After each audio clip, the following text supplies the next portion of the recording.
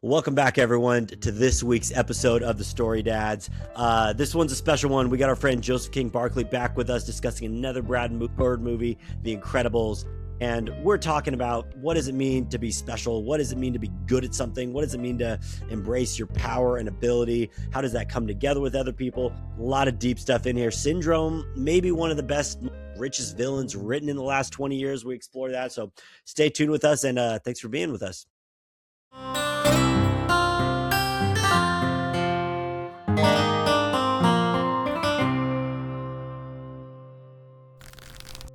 Well, so we're back with Yeah, our good friend. This is sort of how this all started, frankly, is going to Joseph Barkley's house. Yeah, nights. Affectionately known as JKB, or just Joseph, and smoking cigars and, getting real about stuff like kids' movies and the symbolism. Yeah. But so this, in a way, this is like the origin of Story Dads. And so, yeah. Good to see you again, man. Welcome back. Yeah, we get to have you back on talking another Brad Bird movie here. I know. It's like I'm not trying to pick a, I am a fanboy, but You're fanboying around the guy. It's fine. Yeah. So did you see the new Brad Bird film that just had a trailer drop? no. So it's called Ray Gun, and it's going to be a sci-fi noir animated. It's going to be awesome. Okay. I mean, I don't even have to see it. Be great. All I saw was a still, and I was like, I don't even want to watch it because I'm there opening day. So Yeah, I'm a massive fan. But that's not. I didn't think about that when I picked Iron Giant first, and then picked The Incredibles, and right. But I think it's his fault for making really excellent films that are universally appealing. That Brad. So, yeah. He's a listener. You want a 17. guest spot? Yeah, that'd be great. So why did you pick this one? Yeah. So, well, first of all, when I think about Story Dads, and I think about so far the films that you've covered, there might be some other examples, but this is one where the story is about the dad. And for the most part, so I connected to it as a dad. When I first watched the film, I had been married for a couple of years, maybe 3. And yeah, in fact, I remember we'd been married for just 3 years, and Katie was pregnant with our first child, with Tessa. And I remember the feeling of, I will not be strong enough to make this work. And then I watched this film. And so then at 25, I think this thing exposed all of my fears. And now as I'm nearing 50, I feel like, this actually reflects a lot of seasons of my life. Oh, that's wild. And so coming back to it, which I've now watched it, I don't know how many times, but watching it again in preparation for this conversation, it felt resonant on such a credible level for me now. I see what you did there. Yeah. Yeah. And so that's why I picked it, because it felt sort of wonderfully metaphorically autobiographical. Yeah. This is the story of a dad and others, but it's the story of a dad. So I'm trying to think offhand of what other stories about dad. They always feature, frequently they die, or like Little Mermaid. Triton has this cool arc. Yeah. Well, we just recorded Finding Nemo, which I think post today. Which Peter Pan, we could say, might be a story of a dad, or there's certainly a thread in there. Dad stuff there. Yeah, but being explicitly where the main character is dad is not super common. Yeah. That's true. The one who's going through the core hero's journey is the dad. Yeah. But also thinking about how the title is The Incredibles. It is about the family, but it's got that kind of traditional father, head of the household. His story is the family is rising or falling depending on how well he is managing his journey, and then everyone kind of follows behind. The rest of his family follows behind in the journey he's going on. Yep. Yeah, that's right. So I would say that, to go back to your question, why I selected this one is it felt incredibly resonant to me. And the other one is I think it plays with an observation that I've had increasingly, and that is what we might call the war on greatness in our world. And that could be a personal battle with however you understand your own contribution or greatness, and also how society moves around people when they show up with a certain confidence or a certain skill set, or a vision that they have, things move around and that creates emotions and reactions and protests. And so I also thought it did a really wonderful job. In fact, the family unit itself, we can get into whatever part of it we want to, but the family unit itself, my wife pointed this out, is 4 depictions of how they relate to their own greatness. And it's 4 very different responses. The 2 kids, Mrs. Parr, Mr. Parr, 4 different reactions to their own ability and capacity. So I thought, it's such a beautiful, poignant, helpful. Thanks, Brad. Good job. And team. For, I think, hitting a lot of very resonant points for me. The dad story, the greatness story. So that's why I picked it. Yeah. So there's, I think one of the lines of dialogue, maybe in all of filmdom, that has resonated and like in a way informed my life is from this movie. And I think it's maybe what you're alluding to, where it encapsulates that idea of this war on greatness. And, you know, it's that line where he says, well, if everyone is special, then no one is special. Right. When Syndrome no one will be. Yeah. And, you know, this movie came out sort of at the tail end of the wave of participation trophies being a thing. I was like a little bit too old to have experienced them, but just young enough that most of my peers experienced them. I'm sorry, man. You never got participation trophies? I got a bunch. I'll loan you one. Yeah, I never got one, and I'm still pissed about it because I wanted to be special. Yeah, because I got plenty. I was like 10 years after you guys. I got like at least 4 a year for every sport you say. And where are those trophies, Eric? Where are they? They're in my parents' house somewhere, or they're thrown out, or I don't know. Mike, a thing that stood out to me, to your point, a thing that stood out to me on this rewatch was that the first person to say that, to bring up that theme, was Dash, was the kid. And I didn't catch it before.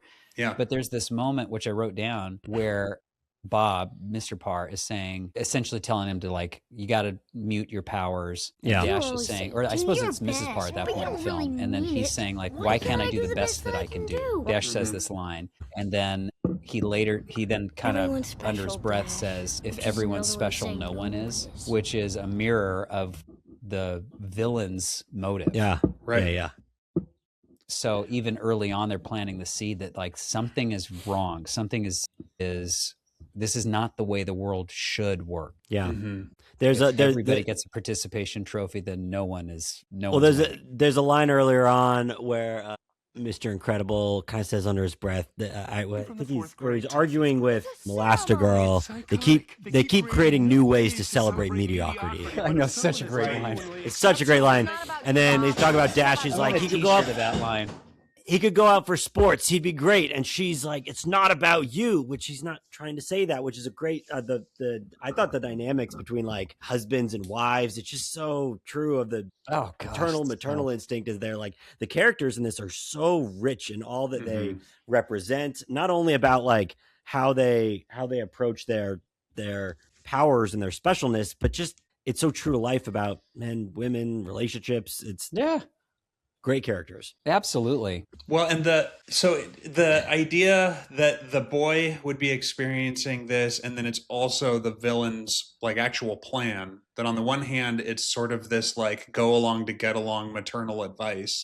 Right. But then on the other hand, it's also, like, the dastardly plan to, like, eradicate excellence from society, but in a different, like, the one is sort of this suppressive aspect, and the other is a kind of a general elevation aspect, right? Because Syndrome is ultimately, like, he's going to get wealthy, and he's gonna equip everybody. I'm sure there'll be some, you know, it'll be expensive, so it'll only be, like, the rich people that can have superpowers.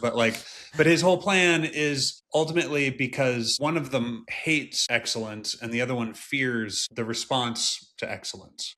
Well, I think that one, potentially with Syndrome or an Incrediboy, is that what he calls himself? He's not affiliated with me.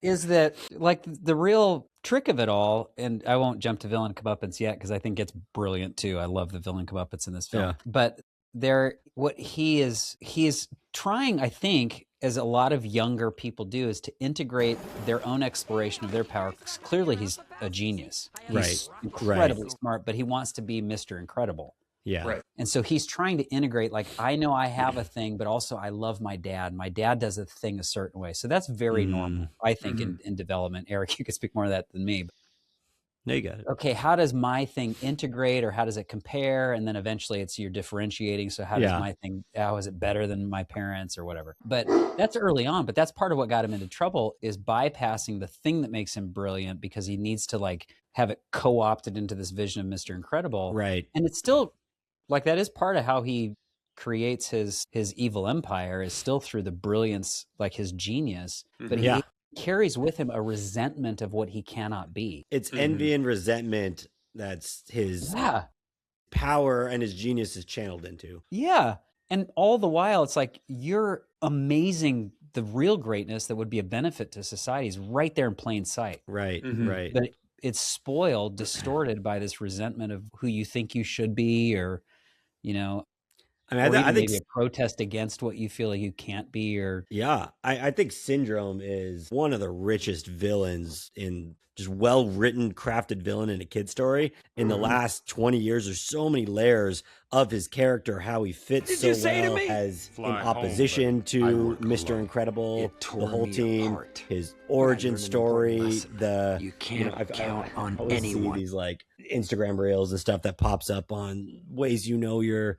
Did the movies where the villain actually had a point, and all I hear there is just well-written villains. Like, yeah, that's the point. Yeah, exactly. Yeah, villains that do kind of exist. Yeah, right. Yes, well, that's how villains are. That's how real villains actually. And ultimately, like the villain in me, right? Like I you know, whenever I'm leading discussions, you know, like with young folks or whatever, I try to emphasize like, hey, read this and know that like you're also the villain. Like, don't go back and read history or read this scripture or whatever and think that you're the good guy in the story. Like, read it to see if you're the villain first, you know, and don't assume that you're not. And so, you know, a good villain is one that you go, shoot, I feel that sometimes. I mean, and like Victor Hugo does this fantastically. His villains are all, you know, virtue overplayed. Like his villains are all like, they all have this nugget of really legitimate morality, and they have like a legitimate beef with the way things are going, and they just over index to where it turns despotic, which, you know, Syndrome, you know, if his interaction with Mr. Incredible is indicative of like a you know, disintegrated relationship to father. I mean, that's so many of us, I mean, they talk about like dad wounds or whatever, which I think is just like a horrible phrase.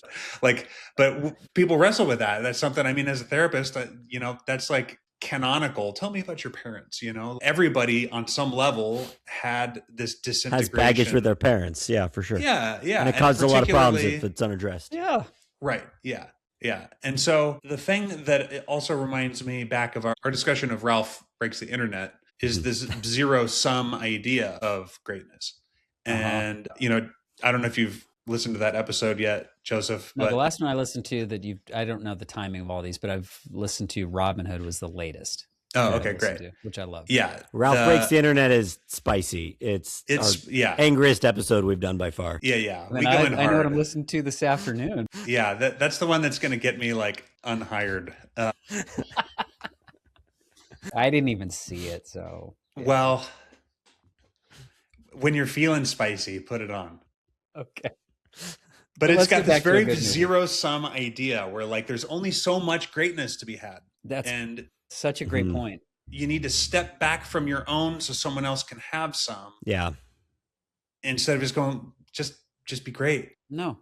Well, and what I think what's a more helpful perspective is, what are you robbing the world of if you are growing in, exercising, experimenting with your thing in a way that is noble, productive, loving, generous? And that's why, I mean, if we want to be somewhat bait clicky, that's why I think that the narrative around billionaires is so distorted, because not every billionaire is created equal. There are some who are creating incredible value. The reason that most art has perpetuated through the centuries is because of people of means who are able to fund it. The reason so many people have jobs, the reason we have a lot of the technology that we love and enjoy.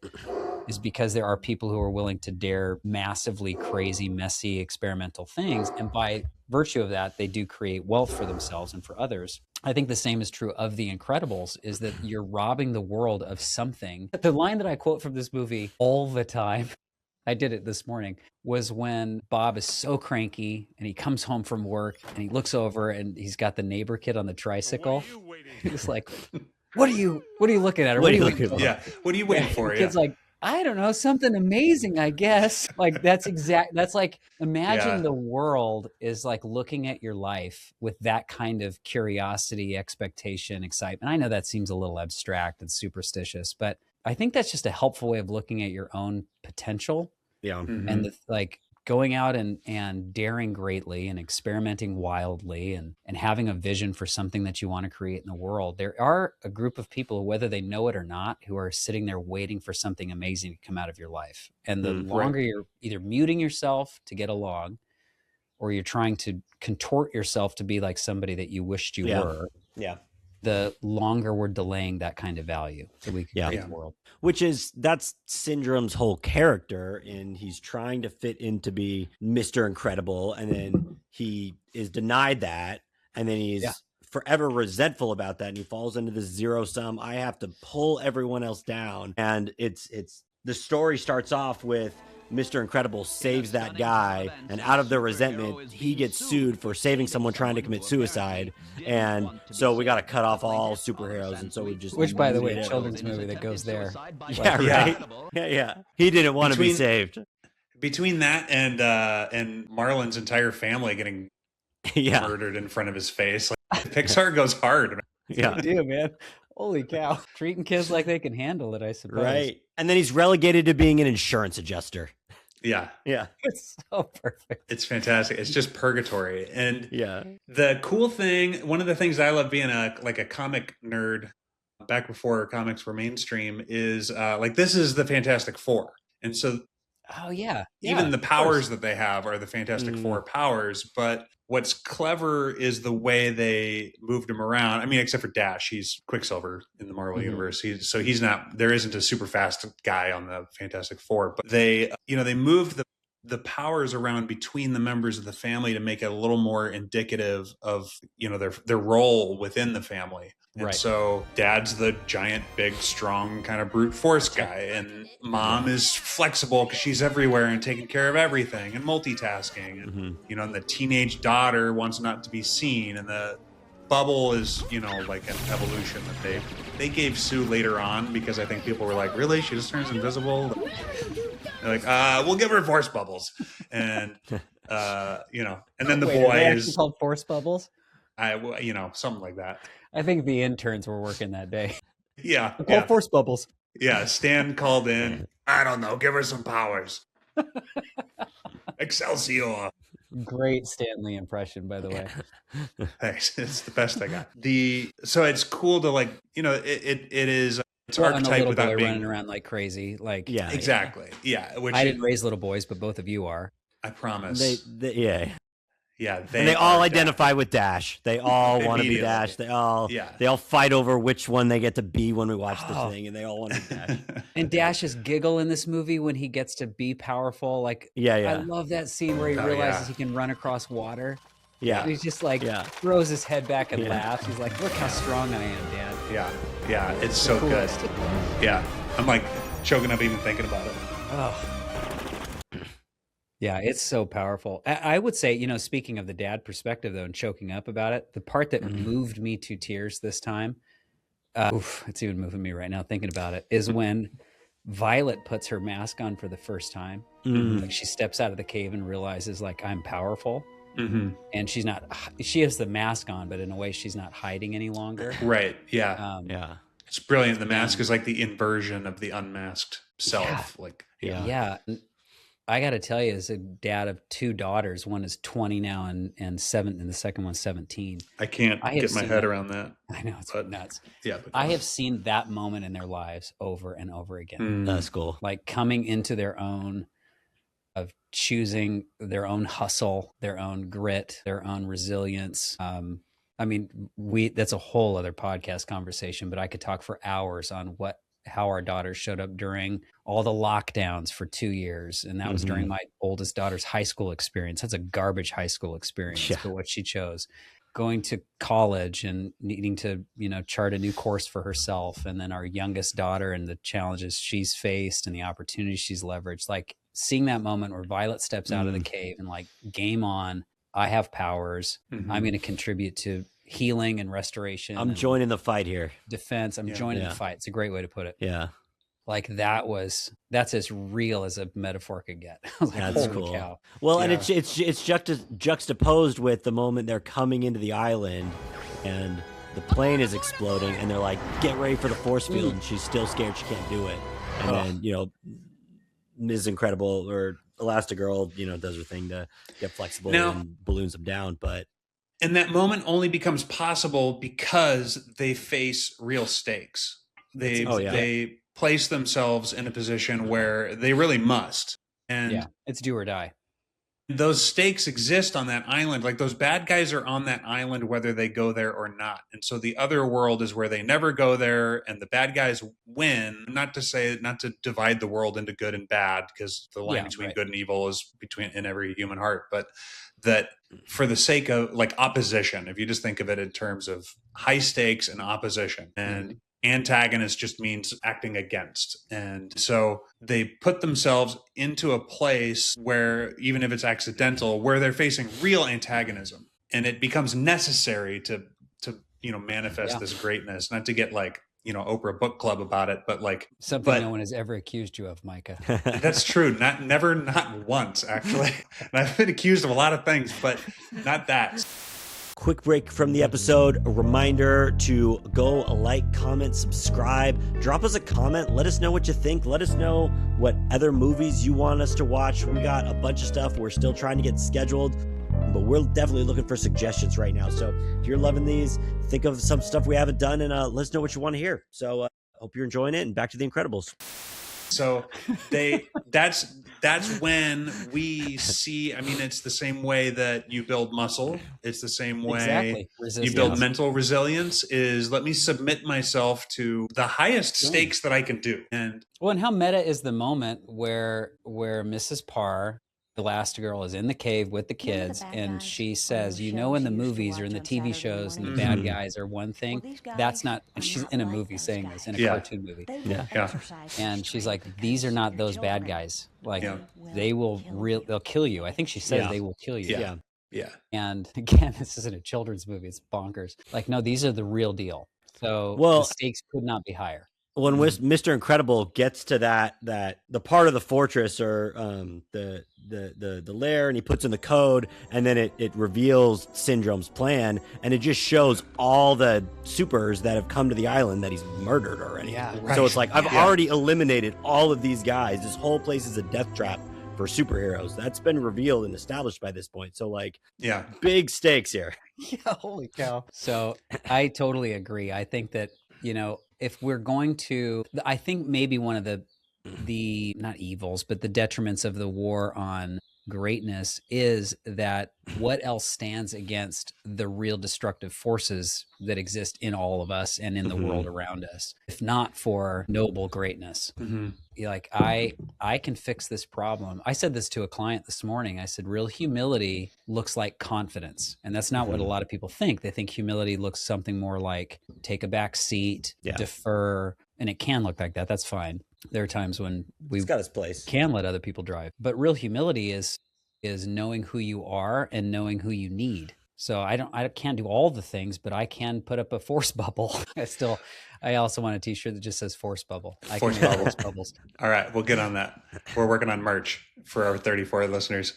But it's another thing that the Fantastic Four and Stan Lee did so well with the X-Men, and this movie does so well, is once they figure out who they need, which is each other, their ability to fight the bad guys is exponentially compounded. Like they're all kind of running for their lives until the family comes together, and then they start using their forces off of each other, and then they don't stand a chance. Nobody stands a chance. Yeah. And those are always, and it comes all the way down to like the X-Men video games where like if you're playing as Colossus and the other guy's playing as Wolverine, like, hey, now you got something going on. Like, give you the speedball special. And for the nerds out, if you don't know, that's when you throw Wolverine, and that's what it's called. Okay, good. It's how you know it was written by New Yorkers and baseball fans, is they had to name it the speedball special. But right, like you can run inside the bubble. Well, look at that. Like when the brother and sister actually work together, now Yeah, this new possibility emerges. Yeah. Which is exactly that idea of greatness is interdependence, not independence and not codependence. Is like, hey, if I'm everything I can be and you're everything you can be, now what could we do? Well, and it's the opposite of the zero-sum thing, which is Syndrome's thinking is I got to bring everyone down. I think of, when kids are talking about superheroes and arguing, well, who's stronger, right? Well, Wolverine's got the claws, but this guy's really strong, but this guy's really fast, and which one would win? The more interesting thing starts happening when it's, okay, what if we put these superpowers together and then combine these ones, and then we got infinite possibilities and we can play and imagine it forever. Yeah. And then there is that moment where Mr. Incredible has to come to terms with what you just said. Mm-hmm. And they're back on land. They're back in the mainland, and he wants to do it alone. Like, he wants to trust that I can do this without all the other powers. And it's because he is not strong enough to let his family be in harm's way. Yeah. And that's a noble, as a dad, as a husband, I get that. That's an overplayed. I mean, I can almost hear my wife in my ear right now saying, you could ask for more help. You could ask for more help, because so often I will run hard. Like, I have to save the day. I have to go out and hunt so our family can eat. And by the way, I'm going to come home and also be a perfect husband by doing all the dishes and making all the beds. And like, when I have a brilliant, strong, creative wife next to me as a partner, I've got amazing kids, and I could ask for help all the time. And then what couldn't we conquer if we were working together? Yeah. And that's, so again, even that moment with Mr. Incredible, I'm like, yeah, I get you, buddy. I totally get you. But it does involve like the vulnerability of your family is now in the arena now. Like, they're in harm's way too, and you got to work together. And the possibilities are greater and the stakes are higher. That's right. That's right. And that's where the growth happens. That's where the adventure happens. And that is where the danger is. Yeah. And the structurally, it's, that your protagonist has to learn their lesson, but then they always have to learn their lesson again, and so it's so well done in that he learns a lesson that he needs his family, and that he'll do anything for them, because he tries to be strong on his own, which is what gets him to the island. He needs his family in order to rescue him, but then he realizes, because they make the same mistake just compounded in a new way when it's done well. And so the same mistake over again is, okay, now that my family's here and they rescued me, now they can go away again and I can do this alone. And you're like, no. He has to learn that same lesson in a new way, which is not just that I need them to rescue me. It's that I need all of us to rescue everybody. Right. And to keep him from dying, because he would die if he went and did it alone. Well, because when he's doing it, it's really messy how he gets to the island, because he's lying to his wife. She thinks he's having an affair. Again, more grown-up themes coming up in this whole thing. He's going out because, like, he's sneaking out with his buddies, because I can't just stay contained in this, like, insurance adjuster life and pretend like I don't have this ability. I'm suppressing this thing. It's got to come out somewhere. And then he's getting his ego fed. It's actually getting preyed upon, because their Syndrome's actually using him to test his weapons that he's building. But now he's getting this excitement. So it's a little tangled. Yeah, it's messy. And you hear a lot of these stories, Eric, but isn't this a little bit how the affairs begin? Is like, it starts with just a little bit of disingenuity. I'm going out bowling, but we're not really bowling. And the next thing you know, I'm going out bowling and not really bowling, but there's it feels very also true. A gorgeous blonde there. Yeah, it feels very like, that's how it happens when I'm just meeting my single buddy and we're just going out and grabbing drinks and hanging out and it's bowling night or whatever. Like, the lies continue and we're not actually doing that, and it's that progression. So like, and Mr. then this Incredible, mysterious, and then this mysterious girl comes calling. Woman comes and wants to honor your virility. Right. And have you over for dinner, and now we're dressing nice, and now we're getting in shape, and so The parallel story that's going on here is, Mrs. Parr is Elastigirl is also realizing she realizes I need to like let my kids go. Mm-hmm. I need to let she's them protect the family. She's right. Like, we got to tamp these down because I don't want to risk my kids. I don't want to, like, she's doing the maternal thing of like. So she starts by protecting the family by kind of tamping them down. Mm-hmm. She learns that she needs to protect the family by letting them go. Right. Which is like the pieta. It's like the mother's crucible is to love my kids by sacrifice them to the world. Yeah. And then in that last moment, she has her final relearning her lesson, which is like, no, right. Like you really do. You have to let all of us come fight the main villain with you. Yeah. Mm-hmm. And so she gets this parallel hero's journey that she's going through, that it's very much, it's so well done because it's like almost, not for more rage fuel, but it's almost like what they would call like, I guess, a non-hierarchical complementarian relationship and hero's journey that she's going through. It is every bit as important as the hero's journey that he's experiencing, but it's very maternal. Bringing the full force of their authority, their capacity, their capability, and a leader's job is to integrate that well. Yeah. Well, and so the turning point for Mrs. Parr, which I just noticed in this last watch through, it's when she ends up at Edna's house to get her suit ready, and she doesn't realize what's going on, and she's complaining, and she's like, he's leaving, and she's going away. And Edna, who I realize is voiced by Brad Bird, which is wild. I know. But she said, remember that he is Mr. Incredible. Like, remember his power, and you are Elastigirl. Remember how great you are. Like, don't forget that and go do that. And then that's her turning point.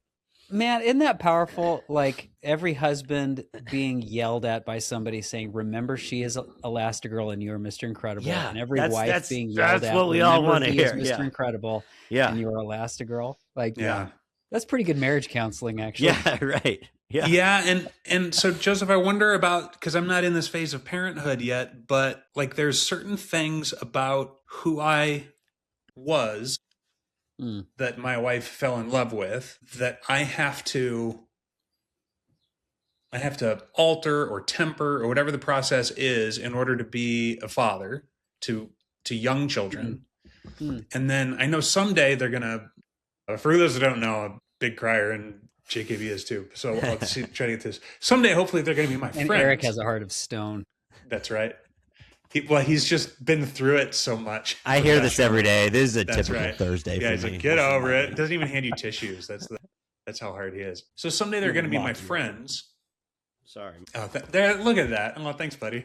All right. Old movie magic there. Do those parts of you reemerge as you go? Yeah, my first stab at that, and this movie brought it into stark relief for me, was how I think Elastigirl in some ways had a more productive relationship with her power as she entered into young motherhood. Because you'll notice in the film, she actually is still using her powers, but she's using them to lead the home, like to support, raise the kids. So she's actually still doing all the things she can do. Her powers have a place in the world. She's redirected.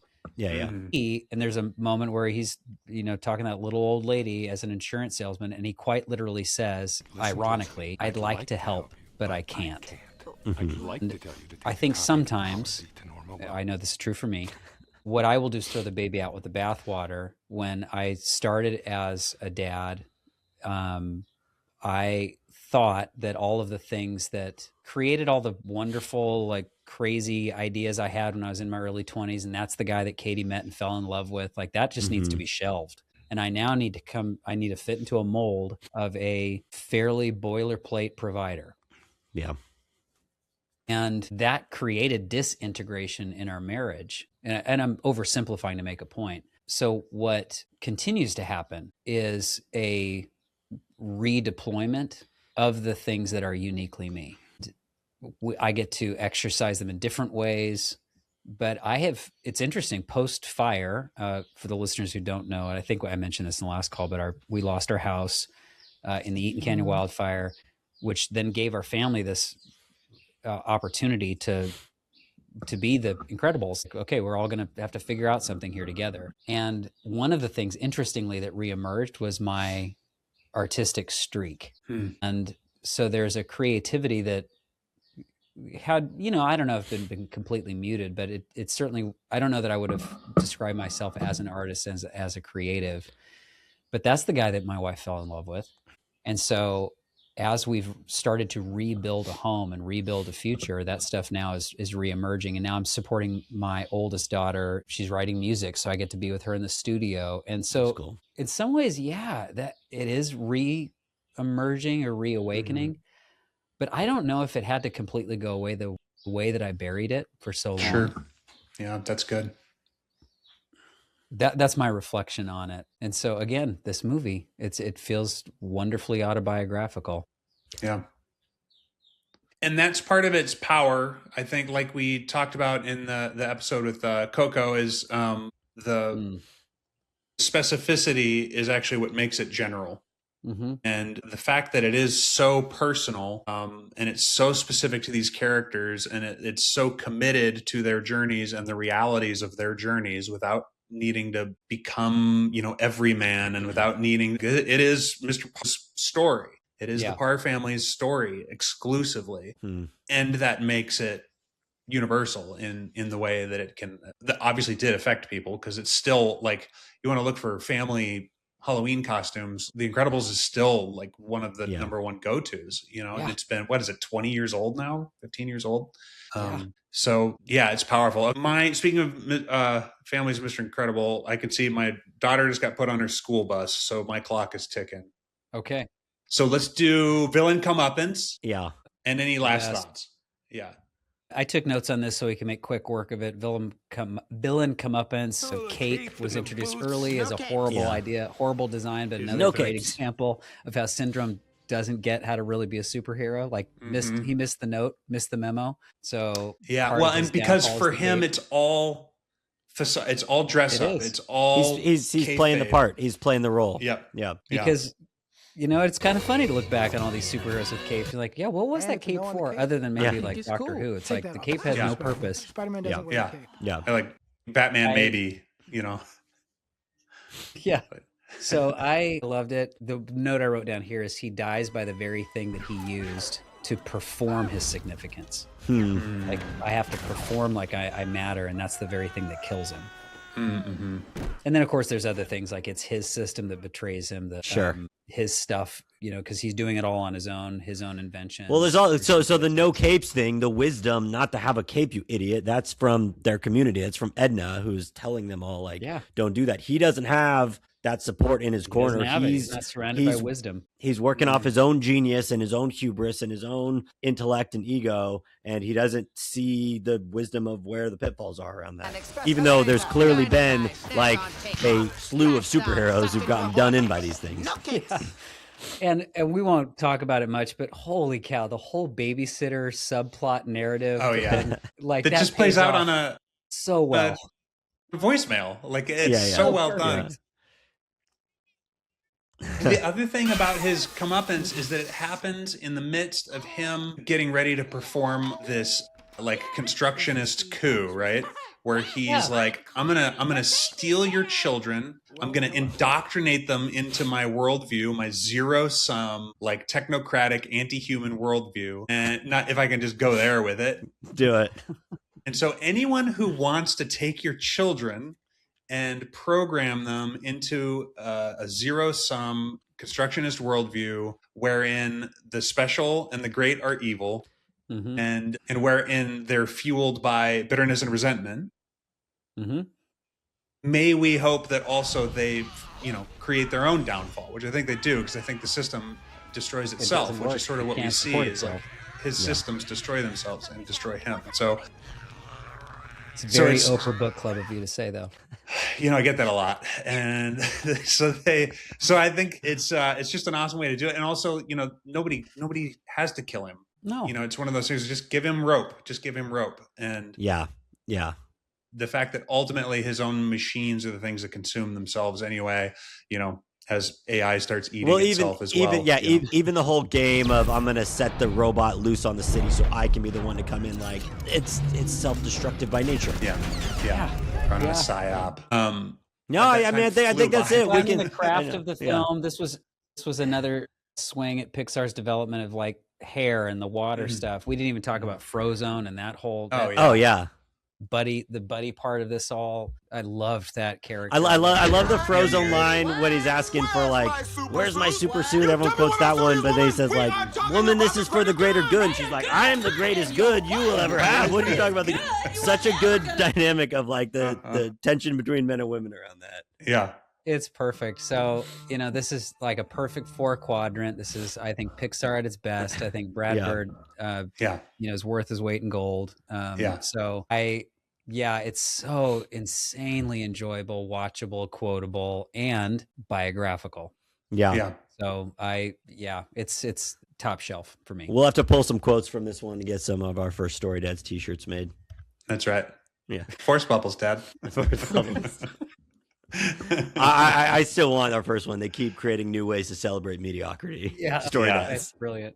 Yeah, well, Joseph, thanks for being on with us again. Man, I love it. Great movie. This was a ton of fun, and thanks for nerding out with us as always. If you guys don't know, go check out what Joseph's doing at Novus Global. We've had a couple Novus Global coaches on with us. They have brilliant insights. I've benefited from one personally, so love what you guys do. Yeah, and look, also, I think a huge body of your public speaking work is still available online. I don't know if that's true or not. Your time when you were, every week you were dropping wisdom bombs like you do on this show for uninterrupted 20 to 40 minutes. So, so if you find any of Joseph King Barkley's talks, I think you can find them if you look up Radius.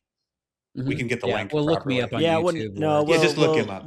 We'll link in the show notes and description and all that. Check that out. Yeah, there's a whole wealth of insight, and if you don't know, you should know. It'll blow your mind. Yeah, I appreciate that, guys. Love you both. This is such a blast. You too, brother. All right, I'm gonna go get my girl. She's about to get dropped on the curb, and I should be there. All right. Thanks, guys. We'll see you next time. See you guys. Bye. And that was The Incredibles. Thanks again for being with us for another week on the Story Dads. This week was a ton of fun, so hope you enjoyed it. Reminder to like, comment, subscribe. Join us next week. We got Mulan as we have my friend Caitlin Drew joining us, our first story mom. It's gonna be a fun one. So make sure to subscribe so you can catch that one next week. See you, everyone.